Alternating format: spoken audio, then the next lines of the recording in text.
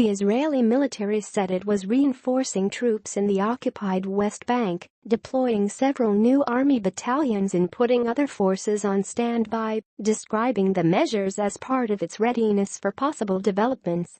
Protests so far have been scattered and largely non-violent, but dozens of Palestinians gathered at 2 points on the Gaza border fence with Israel and threw rocks at soldiers on the other side. Inside Gaza, thousands of Palestinians rallied, some chanting, "Death to America! Death to the full Trump," and burning tires.Trump reversed decades of U.S. policy on Wednesday by recognizing Jerusalem as the capital of Israel, imperiling Middle East peace efforts and upsetting the Arab world and Western allies alike.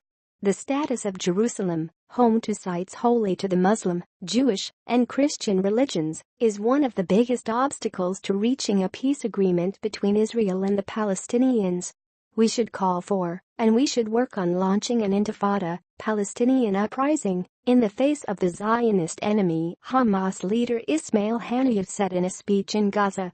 Haniyeh, elected the group's overall leader in May, urged Palestinians, Muslims, and Arabs to hold rallies against the U.S. decision on Friday, calling it a day of rage. Naser Al-Qidwa, an aide to Palestinian President Mahmoud Abbas and senior official in his Fatah party, urged Palestinians to stage protests, but said they should be peaceful. Israel considers Jerusalem its eternal and indivisible capital. Palestinians want the capital of an independent state of theirs to be in the city's eastern sector, which Israel captured in the 1967 Middle East War and annexed in a move never recognized internationally. Trump announced his administration would begin a process of moving the U.S. Embassy in Tel Aviv to Jerusalem, a step expected to take years and one that his predecessors opted not to take to avoid inflaming tensions. Israeli Prime Minister Benjamin Netanyahu, who hailed Trump's announcement as a historic landmark, said on Thursday many countries would follow the U.S. move and contacts were underway. He did not name the countries he was referring to.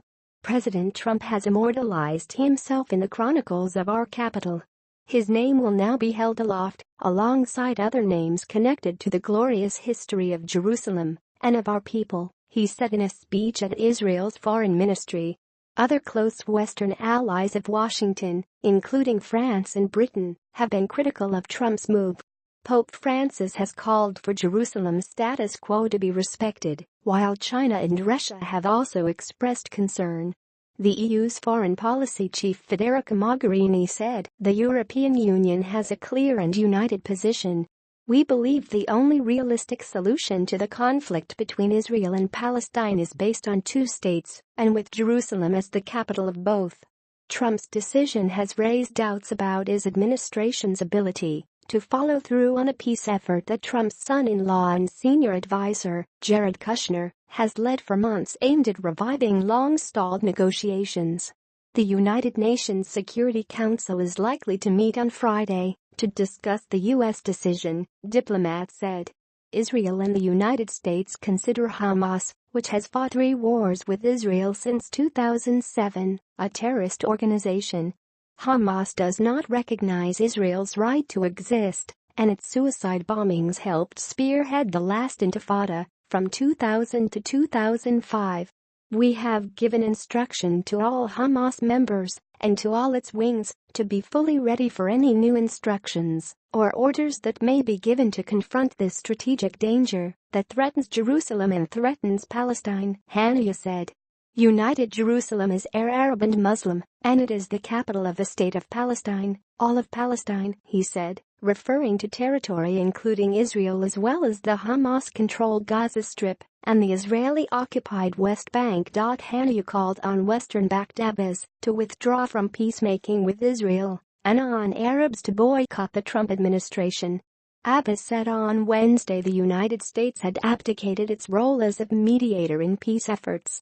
Palestinian secular and Islamist factions have called for a general strike and rallies on Thursday, fearing recrimination could disrupt reconciliation efforts between Hamas and Fatah. Palestinian Prime Minister Rami al-Hamdallah and other Fatah delegates arrived in Gaza on Thursday to meet Hamas.